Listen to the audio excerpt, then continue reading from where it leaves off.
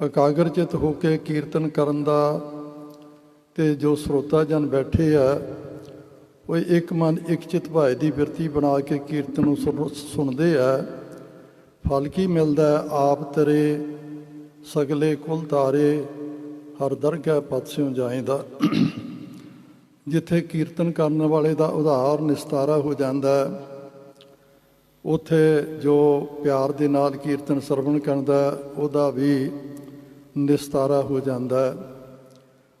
ਬਾਬਾ ਕਬੀਰ ਜੀ ਨੇ ਸਾਹਿਬਾਂ ਦੇ ਵਚਨ ਦੀ ਪ੍ਰੋੜਤਾ ਕੀਤੀ ਹੈ। ਕੋਈ ਗਾਵੈ ਕੋ ਸੁਣੈ, ਹਰ ਨਾਮਾ ਚਿਤ ਲਾਏ, ਕਹੋ ਕਬੀਰ ਸੰਸਾ ਨਹੀਂ ਅੰਤ, ਪਰਮਗਤ ਪਾਏ। ਕਰਨ ਵਾਲੇ ਦਾ ਵੀ ਆਧਾਰ, ਸੁਣਨ ਵਾਲੇ ਨੂੰ ਵੀ ਪਰਮਗਤੀ ਦੀ ਪ੍ਰਾਪਤੀ ਹੋ ਜਾਂਦੀ ਹੈ। ਐਸੀ ਅਮੋਲਕ ਦਾਤ ਗੁਰੂ ਚਰਨਾਂ ਵਿੱਚ ਬੈਠ ਕਰਕੇ ਆਪ ਸਮੂਹ ਸੰਗਤਾਂ ਨੇ ਪ੍ਰਾਪਤ ਕੀਤੀ ਹੈ। ਉਪਰੰਤ ਭਾਈ ਸੁਖਵਿੰਦਰ ਸਿੰਘ ਹੋਰਾਂ ਨੇ ਆਪਾਂ ਨੂੰ ਸਮੁੱਚਾ 12 ਮਹਾਂ ਬਾਣੀ ਦਾ ਪਾਠ ਸਰਵਣ ਕਰਾਇਆ, ਜਿਸ ਵਿੱਚ ਗੁਰੂ ਮਹਾਰਾਜ ਜੀ ਨੇ 12 ਮਹੀਨਿਆਂ ਦੁਆਰਾ ਆਪਾਂ ਨੂੰ ਆਪਣੇ ਜੀਵਨ ਨੂੰ ਸਫਲ ਕਰਨ ਵਾਸਤੇ ਉਪਦੇਸ਼ ਪ੍ਰਦਾਨ ਕੀਤਾ। ਅੱਜ ਜੋ ਨਾਨਕ ਸ਼ਾਹੀ ਕੈਲੰਡਰ ਹੈ, ਉਸ ਦਾ ਇਸ ਸਾਲ ਦਾ ਪਹਿਲਾ ਮਹੀਨਾ ਆਰੰਭ ਹੋ ਰਿਹਾ ਚੇਤ, ਕਿਉਂਕਿ ਜੋ ਬਿਜ਼ਨਸ ਕੈਲੰਡਰ ਹੈ ਉਹ ਜਨਵਰੀ ਤੋਂ ਆਰੰਭ ਹੁੰਦਾ ਹੈ, ਜਨਵਰੀ, ਫਰਵਰੀ, ਮਾਰਚ, ਅਪ੍ਰੈਲ। ਪਰ ਜੋ ਨਾਨਕ ਸ਼ਾਹੀ ਕੈਲੰਡਰ ਹੈ, ਗੁਰੂ ਨਾਨਕ ਪਾਤਸ਼ਾਹ ਜੀ ਦੇ ਨਾਂ ਉੱਤੇ ਗੁਰਦੇਵ ਗੁਰੂ ਨਾਨਕ ਪਾਤਸ਼ਾਹ ਜੀ ਨੇ ਤੇ ਪੰਜਵੇਂ ਪਾਤਸ਼ਾਹ ਜੀ ਨੇ ਚੇਤ ਤੋਂ ਇਸ ਦੇਸੀ ਮਹੀਨੇ ਦੀ ਆਰੰਭਤਾ ਕੀਤੀ ਹੈ। ਅੱਜ ਜਿਹੜਾ ਜਿੱਥੇ ਨਵਾਂ ਸਾਲ ਚੱਲ ਰਿਹਾ, ਉੱਥੇ ਨਵੇਂ ਸਾਲ ਦਾ ਜੋ ਪਹਿਲਾ ਮਹੀਨਾ ਆਰੰਭ ਹੋ ਰਿਹਾ ਚੇਤ, ਉਸ ਦੇ ਵਿੱਚ ਗੁਰੂ ਮਹਾਰਾਜ ਸੱਚੇ ਪਾਤਸ਼ਾਹ ਜੀ ਨੇ ਆਨੰਦ ਦੀ ਗੱਲ ਕੀਤੀ ਹੈ। ਜਦੋਂ ਆਪਾਂ 12 ਮਹਾਂ ਦੀ ਪਾਠ ਹੁਣ ਵੀ ਸਰਵਣ ਕੀਤਾ, ਪੜ੍ਹਦੇ ਹਾਂ, ਵਿਚਾਰਦੇ ਹਾਂ, ਔਰ ਆਨੰਦ ਤੋਂ ਗੱਲ ਆਰੰਭ ਹੁੰਦੀ ਹੈ ਅਤੇ ਆਨੰਦ 'ਤੇ ਹੀ ਜਾ ਕੇ ਸਮਾਪਤੀ ਹੁੰਦੀ ਹੈ। ਗੁਰੂ ਮਹਾਰਾਜ ਕਹਿੰਦੇ ਆ ਕਿ ਹਰ ਮਨੁੱਖ ਆਨੰਦ ਚਾਹੁੰਦਾ ਹੈ, ਪਰ ਆਨੰਦ ਪ੍ਰਾਪਤ ਨਹੀਂ ਹੁੰਦਾ। ਆਪਾਂ ਵੀ ਦੇਖਦੇ ਹਾਂ, ਹਰ ਮਨੁੱਖ ਦੀ ਦੌੜ ਸਵੇਰ ਤੋਂ ਸ਼ਾਮ, ਸ਼ਾਮ ਤੋਂ ਅਗਲੀ ਭਲਕ ਤੱਕ ਇਹੀ ਹੈ ਕਿ ਮੈਂ ਕਿਵੇਂ ਨਾ ਕਵੇ ਆਨੰਦਿਤ ਜੀਵਨ ਪ੍ਰਾਪਤ ਕਰਾਂ। ਸਤਿਗੁਰੂ ਕਹਿੰਦੇ ਠੀਕ ਹੈ, ਆਨੰਦ ਤੈਨੂੰ ਚਾਹੀਦਾ। ਕਿਉਂ ਚਾਹੀਦਾ? ਕਿਉਂਕਿ ਤੂੰ ਆਨੰਦ ਸਰੂਪ ਪਰਮਾਤਮਾ ਤੋਂ ਵਿਛੜਿਆ, ਉਹਦੀ ਅੰਸ਼ ਹੈ। ਔਰ ਬਾਬਾ ਕਬੀਰ ਜੀ ਨੇ ਵੀ ਕਹਿਣਾ ਕੀਤਾ ਬਾਣੀ ਵਿੱਚ, ਕਹੋ ਕਬੀਰ ਇਹ ਰਾਮ ਕੀ ਅੰਸ਼। ਰਾਮ ਦੀ ਅੰਸ਼ ਜਿਹੜੀ ਆ ਸਤ ਚਿਤ ਆਨੰਦ ਹੋਣਾ ਲੋਚਦੀ ਹੈ, ਪਰ ਇਹ ਜੀਵ ਆਤਮਾ ਨੇ ਮਾਇਆ ਦੇ ਪ੍ਰਭਾਵ ਕਰਕੇ ਆਨੰਦ ਦੀ ਪ੍ਰਾਪਤੀ ਦਾ ਰਸਤਾ ਗਲਤ ਚੁਣ ਲਿਆ। ਗੁਰੂ ਮਹਾਰਾਜ ਸਾਨੂੰ ਆਨੰਦ ਦੀ ਪ੍ਰਾਪਤੀ ਦਾ ਸਹੀ ਰਸਤਾ ਇੱਥੇ ਦਰਸਾ ਰਹੇ ਆ। ਆਪਾਂ ਜਗਿਆਸੂਆਂ ਨੇ ਮਾਇਆ ਦੇ ਪ੍ਰਭਾਵ ਅਧੀਨ ਕਿਹੜਾ ਰਸਤਾ ਚੁੱਕਿਆ, ਕਿਹਨਾਂ ਚੀਜ਼ਾਂ ਵਿੱਚੋਂ ਆਨੰਦ ਅਤੇ ਸੁੱਖ ਚਾਹੁੰਦੇ ਆ। ਆਪਾਂ ਬਹੁਤਾ ਸਾਰਾ ਧਨ ਪਦਾਰਥ ਇਕੱਠਾ ਕਰਕੇ ਚਾਹੁੰਦੇ ਆ ਕਿ ਮੈਨੂੰ ਸੁੱਖ ਪ੍ਰਾਪਤ ਹੋ ਜਾਏ, ਆਨੰਦ ਪ੍ਰਾਪਤ ਹੋ ਜਾਵੇ। ਪਰ ਹੁੰਦਾ ਕੀ ਆ, ਜਿਉਂ-ਜਿਉਂ ਮਨੁੱਖ ਦੇ ਕੋਲ ਬਹੁਤਾ ਧਨ ਆਉਂਦਾ, ਚਿੰਤਾ ਦਾ ਰੋਗ ਆ ਕੇ ਲੱਗ ਜਾਂਦਾ। ਜਿਸ ਗ੍ਰਹਿ ਬਹੁਤ ਤਿਸੈ ਗ੍ਰਹਿ ਚਿੰਤਾ। ਦੂਸਰਾ ਮਨੁੱਖ ਜਦੋਂ ਮਾਇਆ ਦੇ ਨਾਲ ਇਸ ਨੂੰ ਆਨੰਦ ਪ੍ਰਾਪਤ ਨਾ ਹੋਵੇ, ਸੁੱਖ ਪ੍ਰਾਪਤ ਨਾ ਹੋਵੇ, ਫਿਰ ਮਨੁੱਖ ਚਾਹੁੰਦਾ ਕਿ ਮੈਂ ਆਪਣੇ ਅੰਦਰਿਆਂ ਦੇ ਨਾਲ, ਅੱਖਾਂ ਦੇ ਨਾਲ ਵੇਖ ਕੇ ਔਰ ਚੰਗੇ ਰੂਪ ਦੇਖ ਕੇ, ਚੰਗੀਆਂ ਸੀਨਰੀਆਂ ਦੇਖ ਕੇ ਆਪਣੇ ਮਨ ਨੂੰ ਤ੍ਰਿਪਤ ਕਰਾਂ, ਕੰਨਾਂ ਦੇ ਨਾਲ ਸੋਹਣਾ ਨਾਦ ਔਰ ਗੀਤ ਸੁਣ ਕੇ ਆਪਣੇ ਮਨ ਨੂੰ ਤ੍ਰਿਪਤ ਕਰਾਂ। ਔਰ ਪਰ ਹੁੰਦਾ ਕੀ ਹੈ, ਭਾਈ ਗੁਰਦਾਸ ਜੀ ਦਾ ਫਰਮਾਨ ਹੈ, ਅੱਖੀਂ ਵੇਖ ਨਾ ਰੱਜੀਆਂ ਬਹੁ ਰੰਗ ਤਮਾਸੇ, ਨੱਕ ਨਾ ਰੱਜਾ ਵਾਸ ਲੈ ਦੁਰਗੰਧ ਸੁਵਾਸੇ, ਸਾਦੀ ਜੀਭ ਨਾ ਰੱਜੀਆ ਕਰ ਭੋਗ ਬਲਾਸੇ। ਤਾਂ ਤੇ ਸਗੋਂ ਅਤ੍ਰਿਪਤੀ ਹੁੰਦੀ ਹੈ। ਫਿਰ ਜਦੋਂ ਦੋਨਾਂ ਚੀਜ਼ਾਂ ਵਿੱਚੋਂ ਸੁੱਖ ਜਾਂ ਆਨੰਦ ਪ੍ਰਾਪਤ ਨਹੀਂ ਹੁੰਦਾ, ਅਤੇ ਮਨੁੱਖ ਦੇ ਮਨ ਵਿੱਚ ਇੱਕ ਲਾਲਸਾ ਬਣ ਜਾਂਦੀ ਹੈ, ਜੇ ਕਿਤੇ ਮੈਨੂੰ ਰਾਜ ਭਾਗ ਮਿਲ ਜਾਵੇ, ਮੇਰਾ ਹੁਕਮ ਚੱਲੇ, ਜੋ ਮੈਂ ਕਹਾਂ ਉਹ ਲੋਕ ਕਰਨ, ਜੋ ਮੈਂ ਕਿਸੇ ਅਫਸਰ ਨੂੰ ਹੁਕਮ ਕਰਾਂ ਉਹ ਮੇਰਾ ਹੁਕਮ ਮੰਨੇ। ਪੁਰਾਣੇ ਸਮੇਂ ਵਿੱਚ ਰਾਜੇ ਸਨ, ਅੱਜ ਕੱਲ੍ਹ ਮੰਤਰੀ ਆ ਔਰ ਚੀਫ ਮਿਨਿਸਟਰ ਆ। ਇਹਨਾਂ ਦੀ ਦੌੜ ਵਾਸਤੇ ਆਪਾਂ ਦੇਖਦੇ ਹਾਂ ਕਰੋੜਾਂ ਰੁਪਏ ਲੋਕ ਖਰਚਦੇ ਆ। ਭਾਵੇਂ ਉਹਨਾਂ ਕੋਲ ਧਨ ਪਦਾਰਥ ਬਹੁਤਾ ਹੁੰਦਾ ਹੈ, ਪਰ ਮਨ ਨੂੰ ਆਨੰਦ ਅਤੇ ਸ਼ਾਂਤੀ ਫੇਰ ਵੀ ਮਿਲਦੀ ਨਹੀਂ। ਪਰ ਉਹਨਾਂ ਦੇ ਮਨ ਵਿੱਚ ਇੱਕ ਭਰਮ ਹੁੰਦਾ ਹੈ ਕਿ ਸ਼ਾਇਦ ਮੈਂ ਰਾਜ ਭਾਗ ਮੈਨੂੰ ਪ੍ਰਾਪਤ ਹੋ ਜਾਵੇ, ਮੈਂ ਆਨੰਦਿਤ ਹੋ ਜਾਵਾਂ, ਮੈਨੂੰ ਸੁਖੀ ਸੁਹੇਲਾ ਜੀਵਨ ਪ੍ਰਾਪਤ ਹੋ ਜਾਵੇ। ਪਰ ਗੁਰੂ ਮਹਾਰਾਜ ਕਹਿੰਦੇ ਇੱਕ ਰਾਜ ਨਹੀਂ, ਇੱਕ ਸੂਬੇ ਦਾ ਰਾਜ ਨਹੀਂ, ਇੱਕ ਦੇਸ਼ ਦਾ ਰਾਜ ਨਹੀਂ, ਭਾਵੇਂ ਸਾਰੀ ਦੁਨੀਆ ਦਾ ਰਾਜ ਭਾਗ ਪ੍ਰਮਾਤਮਾ ਮਨੁੱਖ ਨੂੰ ਦੇ ਦੇਵੇ ਤਾਂ ਵੀ ਸਗੋਂ ਆਨੰਦ ਪ੍ਰਾਪਤ ਹੋਣਾ ਤਾਂ ਇੱਕ ਪਾਸੇ ਰਿਹਾ, ਸਗੋਂ ਹੁੰਦਾ ਕੀ ਆ? ਸਤਿਗੁਰਾਂ ਦਾ ਫਰਮਾਨ ਹੈ, ਸਗਲ ਸ੍ਰੇਸ਼ਟ ਕੋ ਰਾਜਾ ਦੁਖੀਆ। ਦੁਖੀ ਪੱਲੇ ਪੈਂਦਾ ਇਹਨਾਂ ਚੀਜ਼ਾਂ ਵਿੱਚੋਂ ਜਿਨ੍ਹਾਂ ਵਿੱਚੋਂ ਮਨੁੱਖ ਸੁੱਖ ਭਾਲਦਾ। ਸੁੱਖ ਦੀ ਥਾਂ ਮਿਲਦਾ ਕਿ ਆ ਦੁੱਖ ਦੀਆਂ ਪੰਡਾਂ ਖੁੱਲੀਆਂ, ਸੁੱਖ ਨਾ ਨਿਕਲਿਓ ਕੋਈ। ਇਹ ਪੰਕਤੀਆਂ ਗੁਰੂ ਅਰਜਨ ਦੇਵ ਜੀ ਦੀਆਂ ਹਨ ਜੋ ਅਟਲ ਸੱਚਾਈ ਬਿਆਨ ਕਰਦੀਆਂ ਹਨ। ਸਤਿਗੁਰੂ ਕਹਿੰਦੇ ਸੁੱਖ ਨਾਹੀਂ ਬਹੁਤਾ ਧਨ ਖਾਟੇ, ਸੁੱਖ ਨਾਹੀਂ ਪੇਖੇ ਨਿਰਤ ਨਾਟੇ, ਸੁੱਖ ਨਾਹੀਂ ਬਹੁ ਦੇਸ਼ ਕਮਾਏ। ਬਹੁ ਦੇਸ਼ ਦਾ ਭਾਵ ਬਹੁਤੇ ਸਾਰੇ ਦੇਸ਼ਾਂ ਦਾ ਰਾਜ ਭਾਗ ਪ੍ਰਾਪਤ ਕਰਨ ਦਾ ਨਾਲ ਵੀ ਮਨੁੱਖ ਨੂੰ ਨਾ ਸੁੱਖ ਨਾ ਆਨੰਦ ਮਿਲਦਾ। ਅਤੇ ਸੁੱਖ ਕਿਵੇਂ ਮਿਲਦਾ?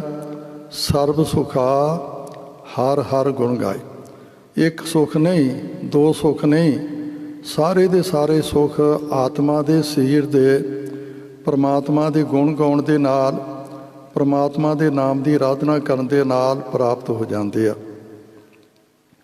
ਇੱਥੇ ਵੀ ਗੁਰੂ ਮਹਾਰਾਜ ਸੱਚੇ ਪਾਤਸ਼ਾਹ ਜੀ ਨੇ ਆਨੰਦ ਦੀ ਪ੍ਰਾਪਤੀ ਦਾ ਰਸਤਾ ਦੱਸਣਾ ਕੀਤਾ ਕਿ ਚੇਤ ਗੋਬਿੰਦ ਅਰਾਧੀਆ ਹੋਵੇ ਆਨੰਦ ਘਣਾ। ਜੋ ਚੇਤ ਦੇ ਮਹੀਨੇ ਵਿੱਚ ਸਤਿਗੁਰਾਂ ਉਪਦੇਸ਼ ਦਿੰਦੇ ਆ ਕਿ ਜਿਹੜਾ ਮਨੁੱਖ ਜਿਗਿਆਸੂ ਗੋਬਿੰਦ ਜੋ ਸਾਰੇ ਸੰਸਾਰ ਦਾ ਪਾਲਕ ਹੈ ਔਰ ਅਗਿਆਨਤਾ ਦੇ ਅੰਧਕਾਰ ਨੂੰ ਦੂਰ ਕਰਨ ਵਾਲਾ ਹੈ, ਐਸੇ ਪ੍ਰਮਾਤਮਾ ਦੇ ਨਾਮ ਦੀ ਆਰਾਧਨਾ ਕਰਦਾ, ਉਹਨੂੰ ਥੋੜ੍ਹਾ ਸੁੱਖ ਨਹੀਂ, ਇੰਨਾ ਸੁੱਖ ਪ੍ਰਾਪਤ ਹੁੰਦਾ ਜਿਹਦਾ ਕੋਈ ਪਾਰਾਵਾਰ ਨਹੀਂ। ਜਦੋਂ ਆਪਾਂ ਆਖਰੀ ਮਹੀਨੇ ਦਾ ਸ਼ਬਦ ਪੜ੍ਹਿਆ ਸੀਗਾ, ਉੱਥੇ ਵੀ ਸਤਿਗੁਰਾਂ ਨੇ ਆਨੰਦ ਦੀ ਗੱਲ ਕੀਤੀ ਸੀ। ਫਲਗੁਣ ਆਨੰਦ ਉਪਾਰ ਜਨਾ। ਫੱਗਣ ਦਾ ਮਹੀਨਾ ਜੋ ਸਮਾਪਤ ਹੋਇਆ, ਕਹਿੰਦੇ ਉਸ ਮਨੁੱਖ ਨੂੰ ਜਿਹੜਾ ਪ੍ਰਮਾਤਮਾ ਦੇ ਨਾਮ ਦੀ ਆਰਾਧਨਾ ਕਰਦਾ, ਉਹਨੂੰ ਐਸਾ ਆਨੰਦ ਪ੍ਰਾਪਤ ਹੁੰਦਾ ਜਿਹਦਾ ਕੋਈ ਨਾਪ ਤੋਲ ਨਹੀਂ, ਗਿਣਤੀ ਮਿਣਤੀ ਕਰਕੇ ਦੱਸਿਆ ਨਹੀਂ ਜਾ ਸਕਦਾ। ਫਲਗੁਣ ਆਨੰਦ ਅਪਾਰ ਜਨਾ ਹਰ ਸੱਜਣ ਪ੍ਰਗਟੇ ਆਏ। ਨਿਰਾ ਆਨੰਦ ਹੀ ਪ੍ਰਾਪਤ ਨਹੀਂ ਹੁੰਦਾ, ਉਹਦੇ ਹਿਰਦੇ ਵਿੱਚ ਪ੍ਰਮਾਤਮਾ ਦੀ ਜੋਤ ਪ੍ਰਗਟ ਹੋ ਜਾਂਦੀ ਆ। ਕਿਵੇਂ ਪ੍ਰਗਟ ਹੁੰਦੀ ਆ? ਗੋਬਿੰਦ ਪ੍ਰਮਾਤਮਾ ਦੇ ਨਾਮ ਦੀ ਆਰਾਧਨਾ ਕਰਨ ਦੇ ਨਾਲ। ਜਦੋਂ ਆਪਾਂ ਆਪਣੇ ਅੰਦਰ ਝਾਤੀ ਮਾਰਦੇ ਹਾਂ, ਸਾਡੇ ਸਾਰਿਆਂ ਦੇ ਅੰਦਰ ਕੋਈ ਨਾ ਕੋਈ ਆਰਾਧਨਾ ਹਰ ਸਮੇਂ ਚੱਲਦੀ ਹੀ ਰਹਿੰਦੀ ਹੈ। ਕਦੀ ਧੀਆਂ ਪੁੱਤਰਾਂ ਦੀ ਆਰਾਧਨਾ ਚੱਲਦੀ ਹੈ, ਕਦੀ ਧਨ ਪਦਾਰਥ ਦੀ ਆਰਾਧਨਾ ਚੱਲਦੀ ਹੈ, ਕਦੀ ਕਾਰੋਬਾਰ ਦੀ ਆਰਾਧਨਾ ਚੱਲਦੀ ਹੈ, ਕਦੀ ਮਿੱਤਰਾਂ ਦੋਸਤਾਂ ਦਾ ਚੇਤਾ ਆਉਂਦਾ, ਭਾਵ ਆਰਾਧਨਾ ਚੱਲਦੀ ਹੈ। ਪਰ ਸਤਿਗੁਰੂ ਕਹਿੰਦੇ ਇਹ ਸੰਸਾਰ ਦੀ ਆਰਾਧਨਾ ਦਾ ਤੈਨੂੰ ਕੋਈ ਲਾਭ ਨਹੀਂ, ਨਾ ਇਹਨਾਂ ਦੀ ਸਿਫਤੋ ਸਲਾਹ ਕਰਿਆ ਕਰ।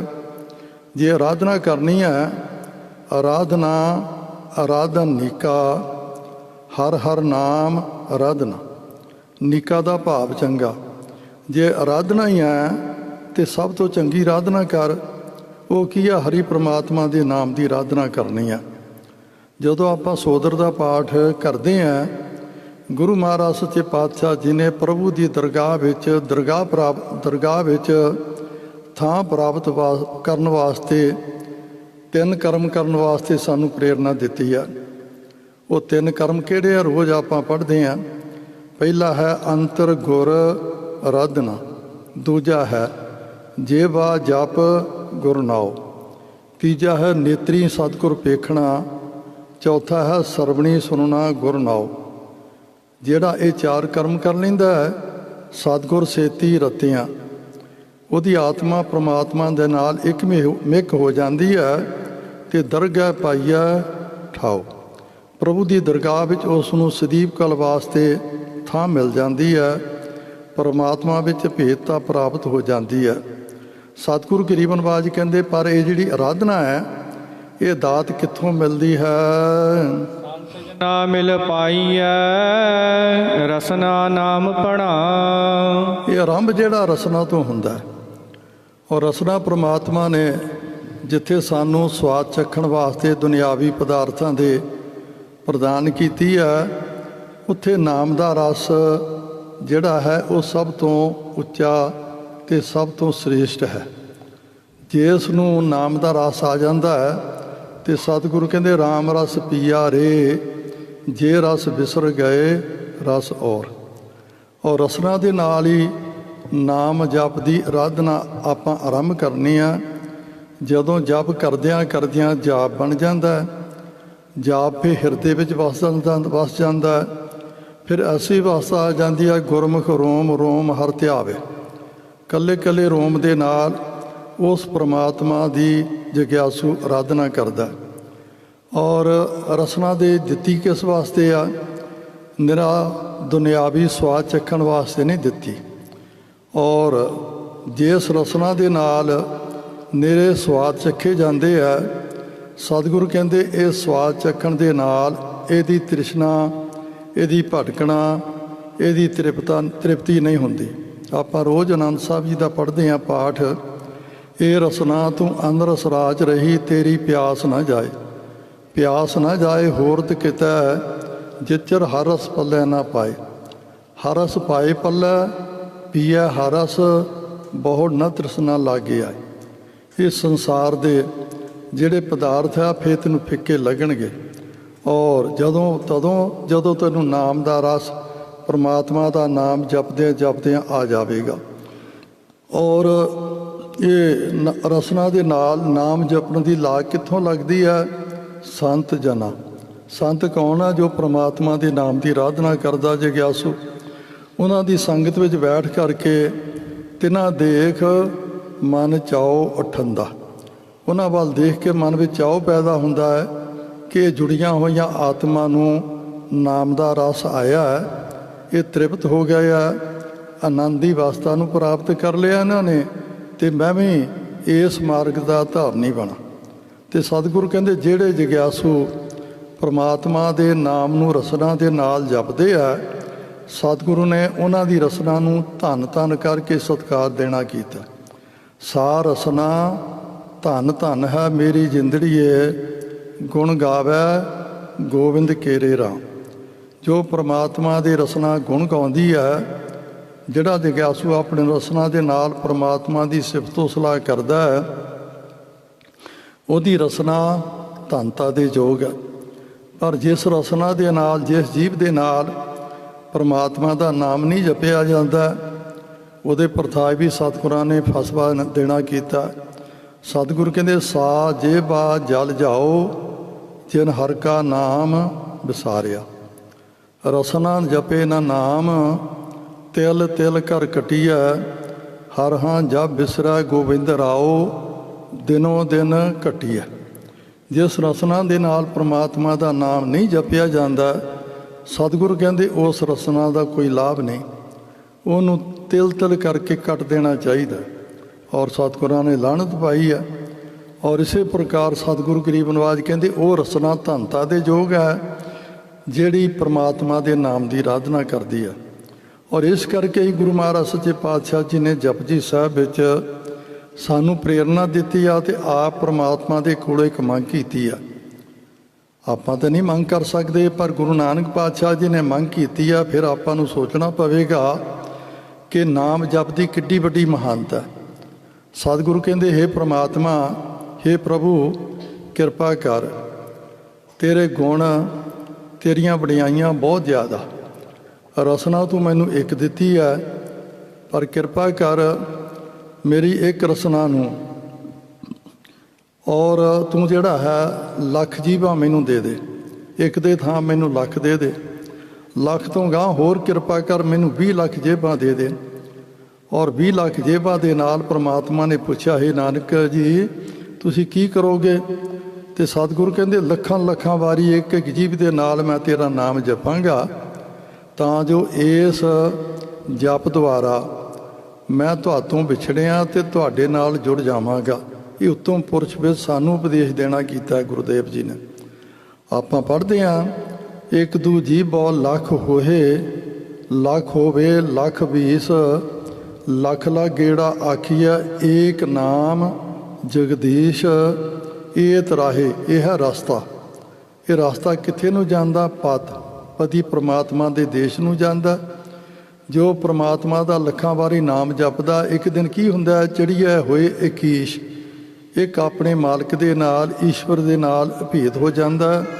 ਜਿਉਂ ਜਲ ਮੈਂ ਜਲ ਆਏ ਖਟਾਨਾ, ਤਿਉਂ ਜੋਤੀ ਸੰਗ ਜੋਤ ਸਮਾਨਾਂ ਦੀ ਅਵਸਥਾ ਉਸ ਨੂੰ ਪ੍ਰਾਪਤ ਹੋ ਜਾਂਦੀ ਆ। ਪਰ ਆਰੰਭ ਜਿਹੜਾ ਹੈ ਰਸਨਾ ਤੋਂ ਕਰਨਾ ਪੈਂਦਾ। ਜਿਉਂ ਜਿਉਂ ਮਨੁੱਖ ਰਸਨਾ ਦੇ ਨਾਲ ਨਾਮ ਜਪਦਾ, ਹਿਰਦੇ ਵਿੱਚ ਵਸਦਾ ਜਾਂਦਾ, ਫਿਰ ਜਪਣਾ ਨਹੀਂ ਪੈਂਦਾ। ਜਪਦਿਆਂ ਜਪਦਿਆਂ ਫਿਰ ਇਹੀ ਜਾਪ ਬਣ ਜਾਂਦਾ। ਔਰ ਜਾਪ ਜਿਹੜਾ ਹੈ ਇਹ ਸਵਾਸਾਂ ਦੇ ਨਾਲ ਐਸਾ ਰਲ ਜਾਂਦਾ ਹੈ, ਕਿਸੇ ਵੇਲੇ ਵੀ ਪ੍ਰਮਾਤਮਾ ਦਾ ਨਾਮ ਨਹੀਂ ਭੁੱਲਦਾ। ਜੇ ਭੁੱਲਦਾ, ਜਿਤ ਵਿਸਰੈ ਜਿਤ ਵੇਲਾ ਵਿਸਰੇ ਤਾਂ ਲੱਗ ਗਏ ਹਾਵਾ। ਇੱਕ ਪਾਸੇ ਗੁਰੂਦੇਵ ਜੀ ਨੇ ਪ੍ਰਮਾਣ ਕੀਤਾ, ਕੀ ਵਿਸਰੇ ਦੁੱਖ ਬਹੁਤਾ ਲਾਗੇ। ਹੇ ਪ੍ਰਮਾਤਮਾ ਤੂੰ ਮੈਨੂੰ ਕਿਉਂ ਵਿਸਰਦਾ? ਮੈਨੂੰ ਤੇਰਾ ਵਿਸਰਨ ਦੇ ਨਾਲ ਬਹੁਤ ਵੱਡਾ ਦੁੱਖ ਲੱਗਦਾ। ਦੁੱਖ ਲਾਗੇ ਤੂੰ ਵਿਸਰਨਾ ਹੈ। ਮੈਨੂੰ ਦੁੱਖ ਲੱਗਦਾ ਜਦੋਂ ਤੂੰ ਵਿਸਰਦਾ, ਇਸ ਕਰਕੇ ਮੇਰੀ ਤੇਰੇ ਚਰਨਾਂ ਵਿੱਚ ਅਰਦਾਸ ਹੈ, ਦੁੱਖ ਲਾਗੇ ਤੂੰ ਵਿਸਰਨਾ ਹੈ, ਤੂੰ ਮੈਨੂੰ ਵਿਸਰ ਨਹੀਂ। ਮੈਂ ਹਮੇਸ਼ਾ ਤੇਰੇ ਨਾਮ ਦੀ ਆਰਾਧਨਾ ਕਰਦਾ ਰਹਾ। ਜਿਨ ਪਾਇਆ ਪ੍ਰਭ ਆਪਣਾ, ਆਏ ਤਿਸਹਿ ਗਣਾ। ਆਪਾਂ ਸਾਰੇ ਇਸ ਸੰਸਾਰ ਵਿੱਚ ਆਏ ਆ, ਪਰ ਸਤਿਗੁਰੂ ਗਰੀਬ ਨਿਵਾਜ ਕਹਿੰਦੇ ਆ ਕਿ ਉਹਨਾਂ ਦਾ ਹੀ ਇਸ ਸੰਸਾਰ ਵਿੱਚ ਆਉਣਾ ਗਿਰਤੀ ਵਿੱਚ ਆ। ਜਿਨ੍ਹਾਂ ਨੇ ਇਸ ਸੰਸਾਰ ਵਿੱਚ ਆ ਕੇ ਆਪਣੇ ਮਾਲਕ ਪ੍ਰਭੂ ਨੂੰ, ਜਿਹਦੇ ਨਾਲੋਂ ਆਪਾਂ ਵਿਛੜੇ ਆ, ਜਿਹਦੇ ਨਾਲ ਮਿਲਣਾ ਸਾਡੇ ਜੀਵਨ ਦਾ ਲਕਸ਼ ਹੈ, ਉਸ ਨੂੰ ਪ੍ਰਾਪਤ ਕਰ ਲਿਆ। ਠੀਕ ਹੈ, ਸਾਨੂੰ ਮਾਇਆ ਦੇ ਪ੍ਰਭਾਵ ਕਰਕੇ ਜਿਸ ਵਾਸਤੇ ਆਪਾਂ ਆਏ ਆ ਉਹ ਸਾਨੂੰ ਚੇਤਾ ਭੁੱਲ ਗਿਆ। ਪਰ ਗੁਰੂ ਦਾ ਕਰਮ ਹੈ, ਉਹ ਹਰ ਰੋਜ਼ ਸਾਨੂੰ ਯਾਦ ਕਰਾਉਂਦਾ ਕਿਸ ਵਾਸਤੇ ਸਾਨੂੰ ਮਨੁੱਖਾ ਜਨਮ ਦੀ ਦਾਤ ਮਿਲੀ ਆ। ਨਿਰਾ ਖਾਣ ਪੀਣ ਪਹਿਨਣ ਭੋਗਣ ਵਾਸਤੇ ਜਾਂ ਧਨ ਪਦਾਰਥ ਇਕੱਠਾ ਕਰਨ ਲਈ ਜਾਂ ਕਾਰੋਬਾਰ ਕਰਨ ਵਾਸਤੇ ਨਹੀਂ ਦੇ ਪਰਮਾਤਮਾ ਨੇ ਮਨੁੱਖਾ ਜਨਮ ਦਿੱਤਾ। ਠੀਕ ਹੈ, ਕਿਰਤ ਕਰਨੀ ਚਾਹੀਦੀ ਹੈ, ਤੋਂ ਬਗੈਰ ਸਰਦਾ ਨਹੀਂ। ਪਰ ਸਾਡਾ ਵਿਸ਼ੇਸ਼ ਜਿਵੇਂ ਕਰਮ ਲਾਉਣਾ ਕੀਤਾ, ਉਹ ਕੀ ਹੈ? ਭਈ ਪ੍ਰਾਪਤ ਮਾਨੁੱਖ ਦੀ ਹੁਰੀਆ, ਗੋਬਿੰਦ ਮਿਲਣ ਕੀ ਇਹ ਤੇਰੀ ਵਰੀਆ। ਗੋਬਿੰਦ ਨੇ ਆਪਣੇ ਨਾਲ ਮਿਲਣ ਵਾਸਤੇ ਇੱਕ ਮੌਕਾ ਦਿੱਤਾ। ਇਹ ਤੇਰੀ ਅਵਸਰ, ਇਹ ਤੇਰੀ ਵਾਰ, ਘਟ ਭੀਤਰ ਤੂੰ ਦੇਖ ਵਿਚਾਰ। ਜੇ ਨਾ ਮਿਲੇ ਤਾਂ ਫਿਰ ਕੀ ਹੋਏਗਾ? ਜਮ ਜਮ ਮਰੈ ਮਰੈ ਫਿਰ ਜੰਮੈ, ਬਹੁਤ ਸਜਾਏ ਪਿਆ ਦੇਸ ਲੰਮੇ ਦਾ ਧਾਰਨੀ ਪਿਆ ਬਣ ਜਾਵੇਗਾ। ਥੋੜਾ ਸਮਾਂ ਨਹੀਂ, ਫਿਰ ਕਈ ਜਨਮ ਭਏ ਕੀਟ ਪਤੰਗਾ, ਕਈ ਜਨਮ ਗਜ ਮੀਨ ਕੁਰੰਗਾ, ਕਈ ਜਨਮ ਪੰਖੀ ਸਰਪ ਹੋਇਓ, ਕਈ ਜਨਮ ਹੈਬਿਰ ਬਿਰਖ ਜੋਇਓ। ਫਿਰ ਇਹਨਾਂ 84 ਲੱਖ ਜੂਨਾਂ ਵਿੱਚ ਭਰਮਣ ਤੋਂ ਉਪਰੰਤ ਪ੍ਰਮਾਤਮਾ ਫਿਰ ਤਰਸ ਕਰੇਗਾ ਕਿ ਬਹੁਤ ਦੁੱਖ ਭੋਗ ਲਿਆ, 84 ਲੱਖ ਜੂਨ ਦਾ ਗੇੜਾ ਇਸ ਨੇ ਕੱਟ ਲਿਆ, ਇਹਨੂੰ ਇੱਕ ਹੋਰ ਮੌਕਾ ਦੇ ਦਿੱਤਾ ਜਾਵੇ। ਠੀਕ ਆ, ਪਿੱਛੇ ਗਲਤੀਆਂ ਕਰ ਲਈਆਂ, ਨਹੀਂ ਵਿਜੋੜ ਸਕਿਆ, ਹੁਣ ਇਹਨੂੰ ਮੌਕਾ ਦਿੱਤਾ ਜਾਵੇ। ਮਿਲ ਜਗਦੀਸ਼ ਮਿਲਣ ਕੀ ਵਰੀਆ, ਚਿਰੰਕਾਲੇ ਦੇ ਸੰਜਰੀਆ। ਬਹੁਤ ਚਿਰ ਕਾਲ ਤੋਂ ਬਾਅਦ ਇਹ ਮਨੁੱਖਾ ਜਨਮ ਦੀ ਦਾਤ ਸਾਨੂੰ ਪ੍ਰਾਪਤ ਹੋਈ ਹੈ। ਮਤ ਜਾਣਨਾ ਕਰੀਏ ਕਿ ਸਾਨੂੰ ਜੋ ਹੁਣ ਮਨੁੱਖਾ ਜਨਮ ਪ੍ਰਮਾਤਮਾ ਨੇ ਦਿੱਤਾ, 84 ਲੱਖ ਜੂਨ ਦੇ ਵਿੱਚੋਂ ਸਭ ਤੋਂ ਸਰਮੌਰ, ਸ਼ਾਇਦ ਆਪਾਂ ਪਿਛਲੇ ਜਨਮ ਵਿੱਚ ਹੀ ਮਨੁੱਖ ਹੋਈਏ, ਜਾਂ ਇਹ ਸਰੀਰ ਤਿਆਗਣ ਤੋਂ ਉਪਰੰਤ ਵੀ ਸਾਨੂੰ ਮਨੁੱਖਾ ਜਨਮ ਪ੍ਰਾਪਤ ਹੋਵੇ। ਇਹ ਤਾਂ ਫਿਰ ਕਰਮੀ ਆਵੇ ਕੱਪੜਾ। ਜਿਹੋ ਜਿਹੇ ਕਰਮ ਕੀਤੇ ਉਸ ਸੰਸਾਰ ਹੀ ਸਰੀਰ ਸਾਨੂੰ ਪ੍ਰਾਪਤ ਹੋਣਾ ਹੈ। ਜਿਹੋ ਜਿਹੇ ਕਰਮ ਕੀਤੇ, ਜਿਹੋ ਜਿਹੀ ਵਾਸ਼ਨਾ ਮਨ ਵਿੱਚ ਰਹਿ ਜਾਂਦੀ ਹੈ, ਉਸ ਨੂੰ ਪੂਰੀ ਕਰਨ ਵਾਸਤੇ ਮੁੜ ਕੇ ਉਹੋ ਜਿਹਾ ਸਰੀਰ ਮਿਲ ਜਾਂਦਾ 84 ਲੱਖ ਜੂਨ ਦੇ ਵਿੱਚੋਂ। ਪਰ ਹੁਣ ਸਾਡੇ ਕੋਲ ਸਮਾਂ ਹੈ, ਹੁਣ ਜਿਹੜਾ ਇਸ ਸਮੇਂ ਨੂੰ ਅਜਾਈਂ ਗਵਾ ਲਈਦਾ, ਸਤਿਗੁਰੂ ਕਹਿੰਦੇ ਫਿਰ ਕਦੋਂ ਸੇ ਦੇ ਆਵੇ, ਪਤਾ ਨਹੀਂ ਫਿਰ ਮੁੜ ਕੇ ਮਨੁੱਖਾ ਜਨਮ ਕਦੋਂ ਪ੍ਰਾਪਤ ਹੋਣਾ ਹੈ। ਪਰ ਸਤਿਗੁਰੂ ਕਹਿੰਦੇ ਆਏ ਆਪਾਂ ਸਾਰੇ ਹਾਂ, ਪਰ ਆਉਣਾ ਉਹਨਾਂ ਦੀ ਸਫਲਾ ਹੈ ਜਿਨ੍ਹਾਂ ਨੇ ਆਪਣੇ ਇਸ ਜੀਵਨ ਦੇ ਮੰਤਵ ਨੂੰ ਪ੍ਰਾਪਤ ਕਰ ਲਿਆ, ਭਾਵ ਪ੍ਰਮਾਤਮਾ ਦੇ ਨਾਲ ਮਿਲ ਗਏ। ਸਾਹਿਬਾਂ ਦਾ ਵਚਨ ਹੈ, ਸਤਿਗੁਰੂ ਕਹਿੰਦੇ ਆਇਆ ਸਫਲ, ਉਹਦਾ ਆਉਣਾ ਹੀ ਸਫਲ ਹੈ। ਆਇਆ ਸਫਲ ਤਾਹੂ ਕਉ ਗਨੀਐ, ਜਾਸ ਰਸਨ ਹਰ ਹਰ ਮੁਖ ਭਣੀਐ। ਜਿਹੜਾ ਆਪਣੇ ਰਸਨਾ ਦੇ ਨਾਲ ਪ੍ਰਮਾਤਮਾ ਦੇ ਨਾਮ ਦੀ ਆਰਾਧਨਾ ਕਰਕੇ ਆਪਣੇ ਮੂਲ ਦੇ ਨਾਲ ਜੁੜ ਜਾਂਦਾ, ਉਹਨਾਂ ਦਾ ਹੀ ਆਉਣਾ ਇਸ ਸੰਸਾਰ ਵਿੱਚ ਸਫਲਾ ਹੈ। ਦੂਜਿਆਂ ਪ੍ਰਤੀ ਬੇਨਤੀ ਕੀਤੀ ਹੈ, ਆਪ ਨੇ ਆਏ ਸ੍ਰਿਸ਼ਟ ਮੈਂ ਬਿਨ ਬੂਝੇ ਪਸ ਢੋਰ। ਪਸ਼ੂ ਵੀ ਉਹ ਜਿਹੜੇ ਭਾਰ ਢੋਣ ਵਾਲੇ, ਖੋਤੇ, ਗਧੇ ਇਤਾਦਿਕ। ਔਰ ਸਤਿਗੁਰੂ ਗਰੀਬ ਨਿਵਾਜ ਕਹਿੰਦੇ ਠੀਕ ਹੈ, ਜਿਵੇਂ ਉਹ ਪ੍ਰਤੱਖ ਭਾਰ ਢੋਂਦੇ ਆ, ਸਵੇਰ ਤੋਂ ਸ਼ਾਮ ਤੱਕ ਕੁੱਟ ਖਾਂਦੇ ਆ ਅਤੇ ਭਾਰ ਵੀ ਢੋਂਦੇ ਆ, ਇਸੇ ਪ੍ਰਕਾਰ ਮਨੁੱਖ ਵੀ ਕੰਮਾਂ ਕਾਰਾਂ ਦਾ ਭਾਰ ਢੋਈ ਜਾਂਦਾ। ਔਰ ਇਸੇ ਪ੍ਰਕਾਰ ਰਾਤ ਨੂੰ ਸੌਂ ਲੈਂਦਾ, ਦਿਨ ਚੜ੍ਹਦਾ ਮੁੜ ਕੇ ਫਿਰ ਉਹਨਾਂ ਕੰਮਾਂ ਕਾਰਾਂ ਦੇ ਭਾਰ ਢੋਣ ਵਿੱਚ ਪ੍ਰਵਿਰਤ ਹੋ ਜਾਂਦਾ। ਸਤਿਗੁਰੂ ਗਰੀਬ ਨਿਵਾਜ ਜੀ ਨੇ ਤਾਂ ਇੱਥੋਂ ਤੱਕ ਵੀ ਸਾਨੂੰ ਜਗਿਆਸੂਆਂ ਨੂੰ ਲਾਹਨਤ ਪਾਉਣਾ ਕੀਤੀ ਆ ਕਿ ਇਹ ਮਨੁੱਖ ਤੇਰੇ ਨਾਲੋਂ ਤਾਂ ਪਸ਼ੂ ਚੰਗੇ ਆ। ਕਿਉਂ ਪਸ਼ੂ ਚੰਗੇ ਆ?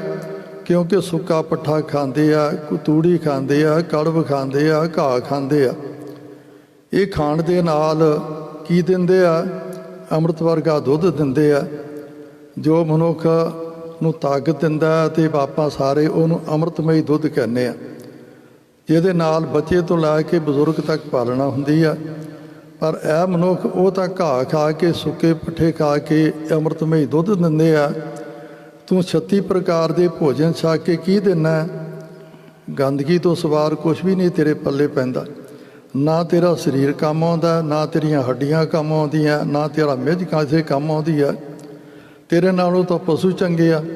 ਸਤਿਗੁਰੂ ਕਹਿੰਦੇ ਪਸ਼ੂ ਮਿਲੇ ਚੰਗਿਆਈਆਂ, ਖੜ ਖਾਵੇ ਅੰਮ੍ਰਿਤ ਦੇ। ਖੜ ਕਹਿੰਦੇ ਸੁੱਕੇ ਪੱਠੇ ਖਾ ਕੇ ਅੰਮ੍ਰਿਤ ਰੂਪੀ ਦੁੱਧ ਦਿੰਦੇ ਆ। ਨਾਮ ਵਿਹੂਣੇ ਆਦਮੀ ਧ੍ਰਿਗ ਜੀਵਨ ਕਰਮ ਕਰੇਣ। ਕਹਿੰਦੇ ਜਿਹੜੇ ਮੁਰਖ ਪ੍ਰਮਾਤਮਾ ਦਾ ਨਾਮ ਨਹੀਂ ਜਪਦੇ, ਉਹਨਾਂ ਦੇ ਜੀਵਨ ਨੂੰ ਧਰਕਾਰ ਹੈ, ਤਾਂ ਤੇ ਉਹਨਾਂ ਦਾ ਇਸ ਸੰਸਾਰ ਵਿੱਚ ਆਉਣਾ ਬੇਮੈਨਾ ਹੈ। ਸਤਿਗੁਰੂ ਗਰੀਬ ਨਿਵਾਜ ਕਹਿੰਦੇ ਕਿਹਨਾਂ ਦਾ ਆਉਣਾ ਸਫਲ ਹੈ? ਜਿਨ ਪਾਇਆ ਪ੍ਰਭ ਆਪਣਾ ਆਏ ਤਿਸੇ ਗਣਾ।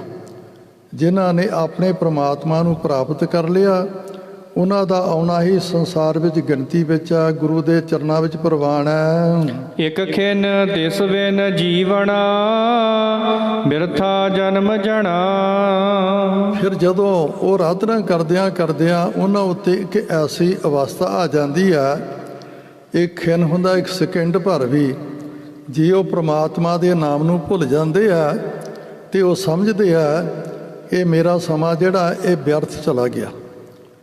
ਔਰ ਜਿਹੜਾ ਸਮਾਂ ਆਪਾਂ ਦੇਖਦੇ ਹਾਂ, ਇੱਕ ਸਕਿੰਡ ਲੰਘ ਗਿਆ, ਮੁੜ ਕੇ ਦੁਨੀਆ ਵਿੱਚ ਕਦੀ ਵੀ ਮਨੁੱਖ ਨੂੰ ਉਹ ਪ੍ਰਾਪਤ ਨਹੀਂ ਹੁੰਦਾ।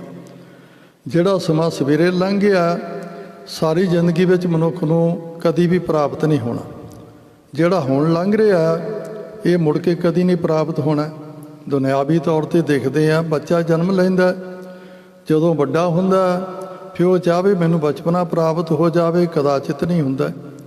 ਬੱਚੇ ਨੂੰ ਜਦੋਂ ਜਵਾਨ ਹੋ ਜਾਂਦਾ, ਫਿਰ ਉਹ ਚਾਹਵੇ ਮੈਨੂੰ ਬਚਪਨਾ ਪ੍ਰਾਪਤ ਹੋ ਜਾਵੇ, ਨਹੀਂ ਹੁੰਦਾ। ਜਦੋਂ ਬੁਢੇਪਾ ਆ ਜਾਂਦਾ, ਚਾਹੁੰਦਾ ਮੈਨੂੰ ਜਵਾਨੀ ਮਿਲ ਜਾਏ, ਕਦਾਚਿਤ ਨਹੀਂ ਮਿਲ ਸਕਦੀ। ਔਰ ਜਿਹੜਾ ਸਮਾਂ ਬੀਤ ਗਿਆ, ਉਹ ਬੀਤ ਜਾਂਦਾ।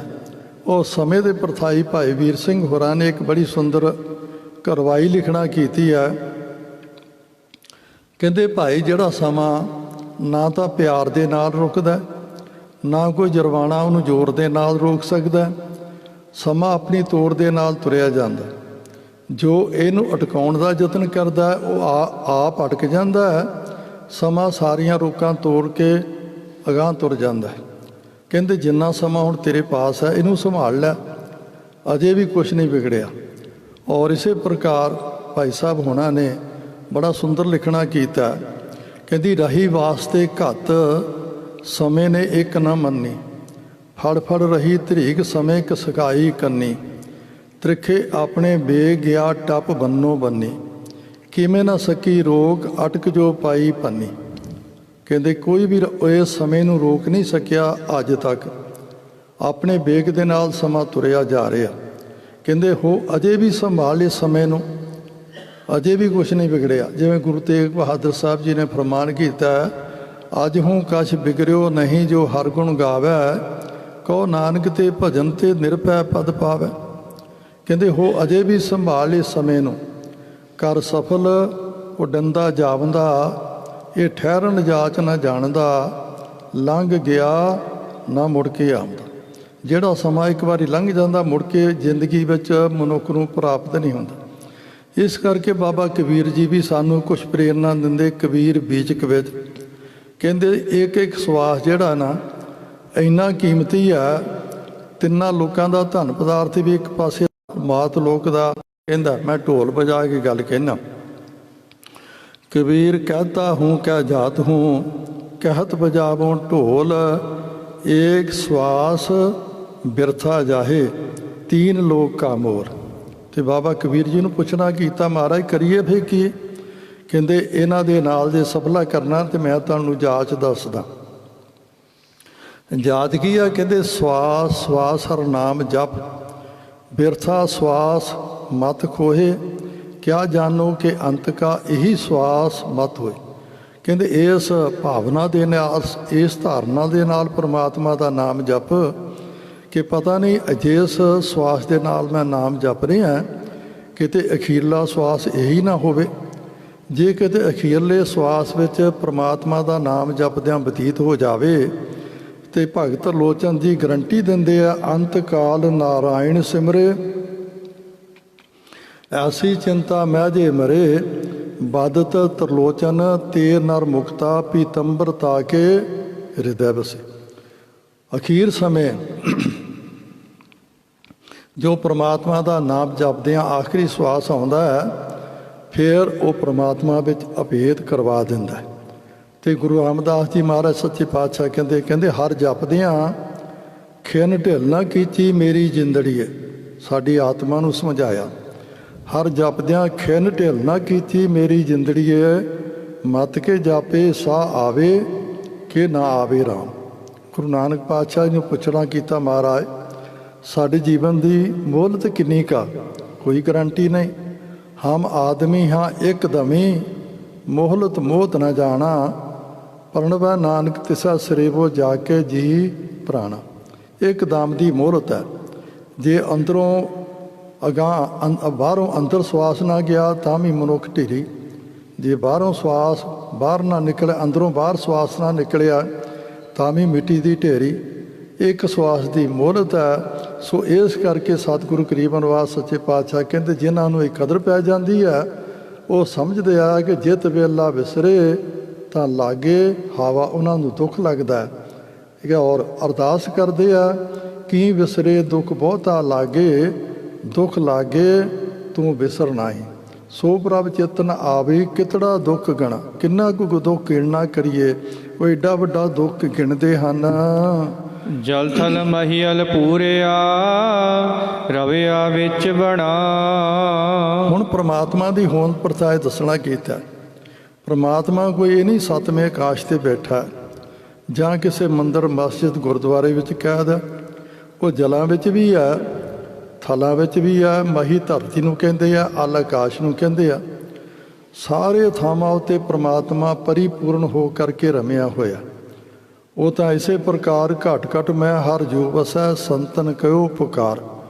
ਉਹ ਸਾਡੇ ਅੰਦਰ ਵੀ ਆ, ਸਾਡੇ ਬਾਹਰ ਵੀ ਆ। ਹਰ ਪ੍ਰਾਣੀ ਦੇ ਅੰਦਰ ਉਹਦਾ ਨਿਵਾਸ ਹੈ। ਇਸੇ ਪ੍ਰਕਾਰ ਪਰ ਸਾਨੂੰ ਨਿਗਾਹ ਕਿਉਂ ਨਹੀਂ ਆਉਂਦਾ, ਦਰਸ਼ਨ ਉਹਦੇ ਕਿਉਂ ਨਹੀਂ ਹੁੰਦੇ, ਸਾਡੀ ਉਹਦੀ ਸ਼ੋਅ ਪ੍ਰਾਪਤ ਕਿਉਂ ਨਹੀਂ ਹੁੰਦੀ? ਇਹਦਾ ਉੱਤਰ ਵੀ ਸਤਿਗੁਰਾਂ ਨੇ ਦੇਣਾ ਕੀਤਾ। ਕਹਿੰਦੇ ਜਿਵੇਂ ਤੁਸੀਂ ਦੇਖਦੇ ਹੋ, ਹਰ ਲੱਕੜ ਦੇ ਵਿੱਚ ਅੱਗ ਹੈ, ਹਰ ਦੁੱਧ ਦੇ ਵਿੱਚ ਘਿਓ ਹੈ। ਲੱਕੜ ਨੂੰ ਆਪਾਂ ਹੱਥ ਵਿੱਚ ਫੜ ਲਈਏ ਸਾਨੂੰ ਨਿੱਘ ਕੋਈ ਨਹੀਂ ਆਉਂਦਾ।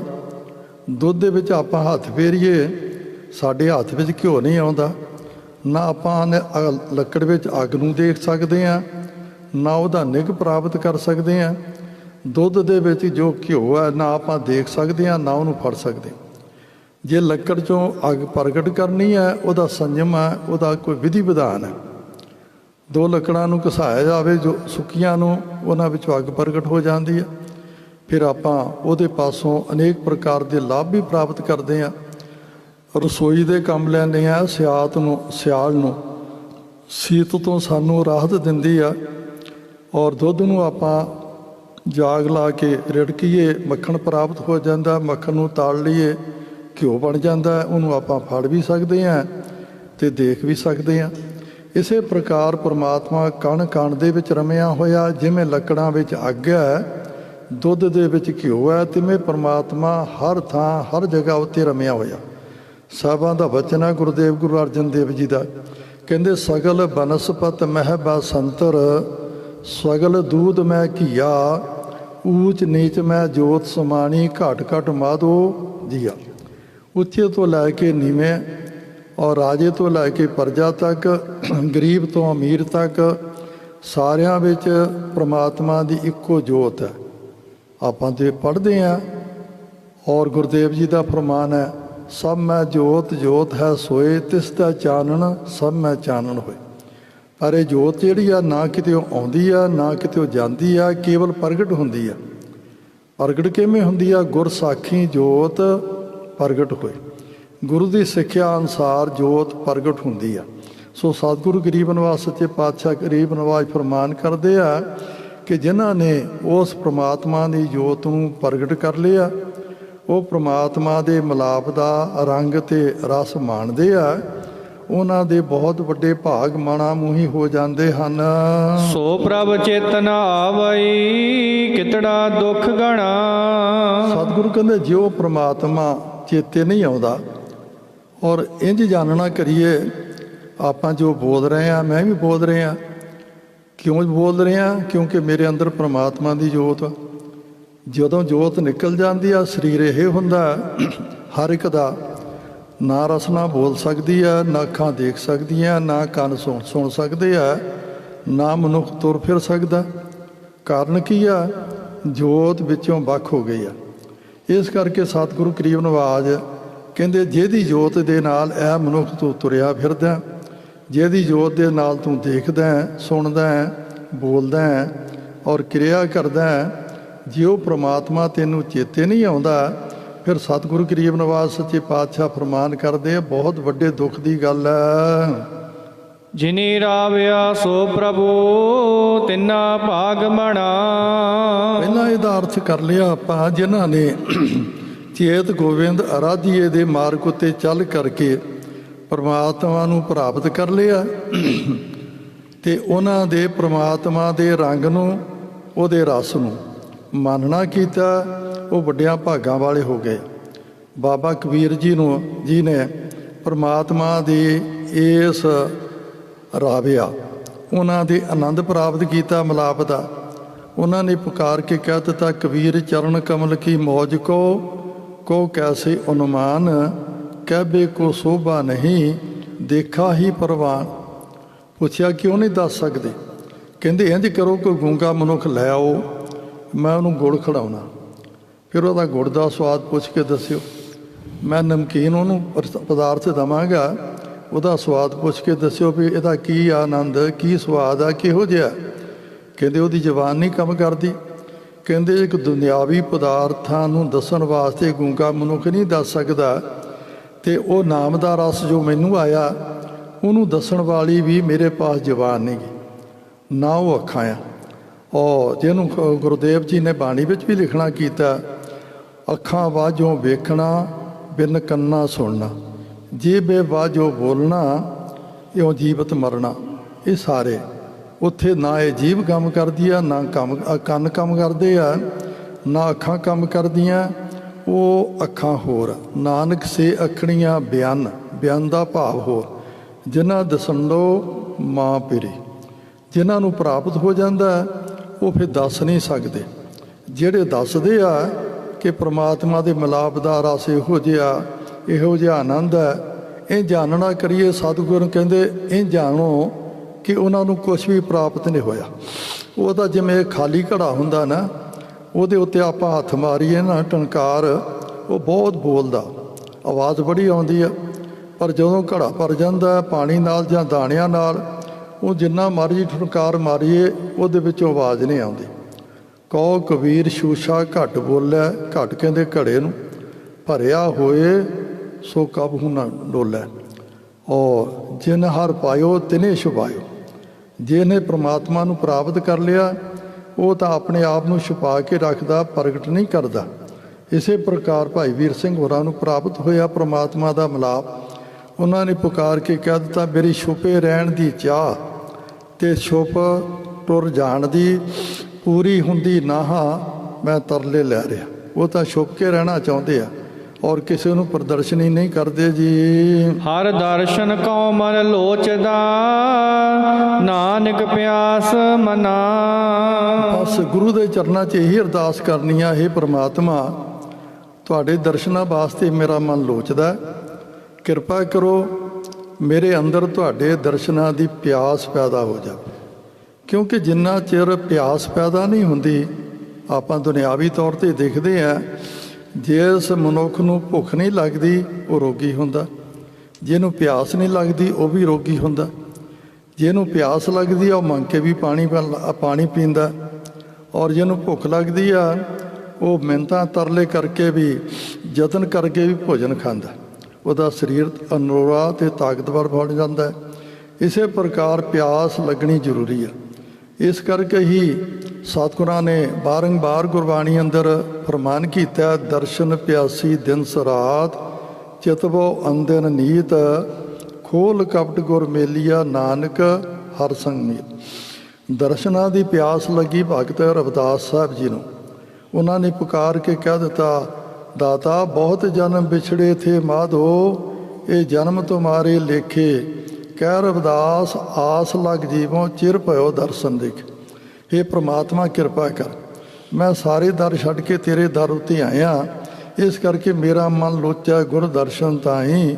ਬਿਲਬ ਕਰੇ ਚਾਤਰ ਕੀ ਨਿਆਈ, ਤਿਰਖਾ ਨਾ ਉਤਰਿਆ ਸਾਤ ਨਾ ਆਵੈ, ਬਿਨ ਦਰਸ਼ਨ ਸੰਤ ਪਿਆਰੇ ਜੀਓ। ਹਉ ਘੋਲੀ ਜਿਉ ਘੋਲ ਘੁਮਾਈ, ਗੁਰ ਦਰਸ਼ਨ ਸੰਤ ਪਿਆਰੇ ਜੀਓ। ਜਦੋਂ ਫਿਰ ਇਸ ਤੋਂ ਵੀ ਗਾਂਹ ਪਿਆਸ ਵੱਧ ਜਾਂਦੀ ਆ, ਇੱਕ ਘੜੀ ਨਾ ਮਿਲਤੇ ਤਾਂ ਕਲਯੁਗ ਹੋਤਾ, ਹੁਣ ਕਦ ਮਿਲੀਆ ਫਿਰ ਤੁਤ ਭਗਵੰਤਾ। ਮੋਹਿ ਰੈਣ ਨਾ ਬਿਹਾਵੈ, ਨੀਂਦ ਨਾ ਆਵੈ, ਬਿਨ ਦੇਖੇ ਗੁਰ ਦਰਬਾਰੇ ਜੀਓ।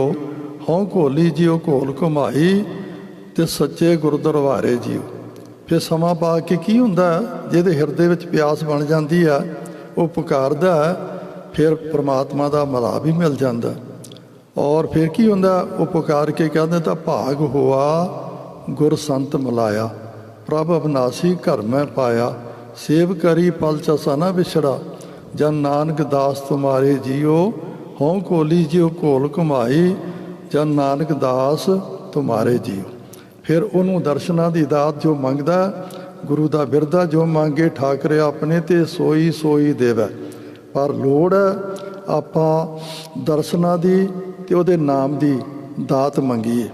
ਔਰ ਜਦੋਂ ਮੰਗਦੇ ਹਾਂ ਫਿਰ ਸਾਨੂੰ ਇਹ ਦਰਸ਼ਨਾਂ ਦੀ ਪਿਆਸ, ਪਰਮਾਤਮਾ ਦੇ ਨਾਮ ਜਪਣ ਦੀ ਪਿਆਸ ਅੰਦਰ ਪੈਦਾ ਹੋ ਜਾਵੇਗੀ। ਫਿਰ ਤਾਂ ਆਪਾਂ ਦੇਖਦੇ ਆਖਾਂ ਜੀਵਾਂ ਬਿਸਰੈ ਮਰ ਜਾਓ।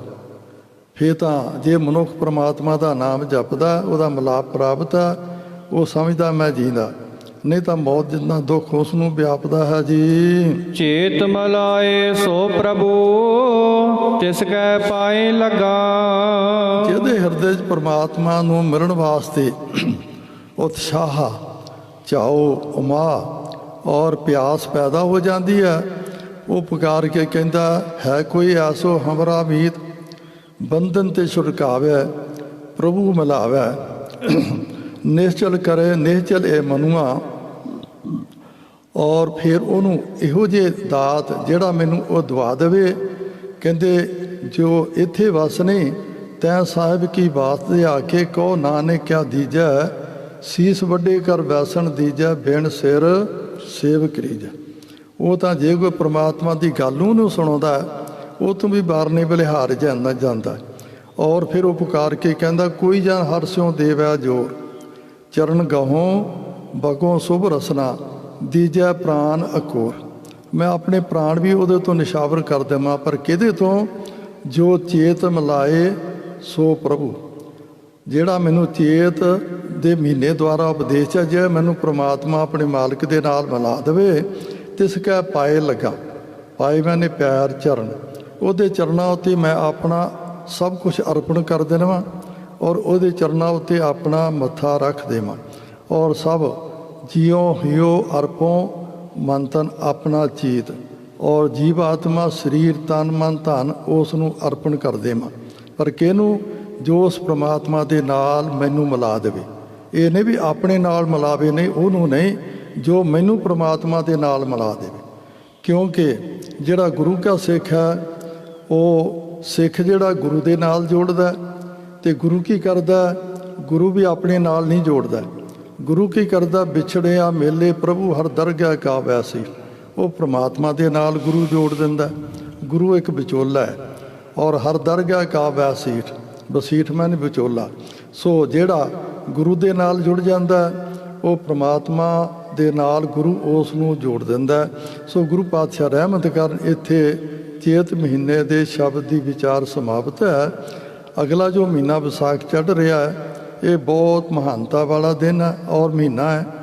ਔਰ ਇਸ ਦਿਨ ਕੇਸਗੜ੍ਹ ਸਾਹਿਬ ਦੇ ਸਥਾਨ ਦੇ ਉੱਤੇ ਕਲਗੀਧਰ ਪਾਤਸ਼ਾਹ ਜੀ ਨੇ 5 ਪਿਆਰਿਆਂ ਦੀ 5 ਸਿਰ ਲੈ ਕੇ ਅਤੇ ਚੋਣ ਕਰਕੇ ਉਹਨਾਂ ਨੂੰ ਅੰਮ੍ਰਿਤ ਦੀ ਦਾਤ ਦੇ ਕੇ ਗੁਰੂ ਵਾਲੇ ਬਣਾਇਆ, ਔਰ ਉਹਨਾਂ ਨੂੰ ਅੰਮ੍ਰਿਤ ਦੀ ਦਾਤ ਦੇਣ ਦਾ ਅਧਿਕਾਰ ਪ੍ਰਦਾਨ ਕਰ ਦਿੱਤਾ ਅਤੇ ਕਹਿ ਦਿੱਤਾ, ਪੰਚਨ ਮੈਂ ਨਿਤ ਵਰਤਨ ਮੈਂ ਹੂੰ, ਪੰਚ ਮਿਲੇ ਸੇ ਪੀਰਨ ਪੀਰ, ਪੰਚਨ ਮੈਂ ਮੇਰੋ ਨਿਤ ਵਾਸਾ।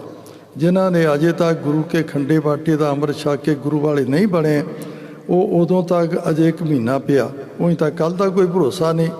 ਅੱਜ ਵੀ ਕੁਛ ਪ੍ਰੇਮੀ ਅੰਮ੍ਰਿਤ ਛਕ ਰਹੇ, ਹਰ ਸੰਗਰਾਂਦ ਨੂੰ ਅੰਮ੍ਰਿਤ ਸੰਚਾਰ ਹੁੰਦਾ, ਪਰ ਮਨ ਬਣਾ ਲੈਣਾ ਚਾਹੀਦਾ।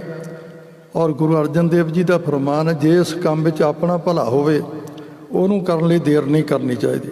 ਜੇ ਕੋਈ ਪਾਪ ਦਾ ਕਰਮ ਕਰਨਾ ਹੋਵੇ, ਉਹਦੇ ਵਾਸਤੇ ਅਵਸ਼ ਦੇਰ ਕਰਨੀ ਚਾਹੀਦੀ ਹੈ। ਬਲਮ ਪਾਪੰ ਮੈਂ ਬਲਮ ਧਰਮੰ।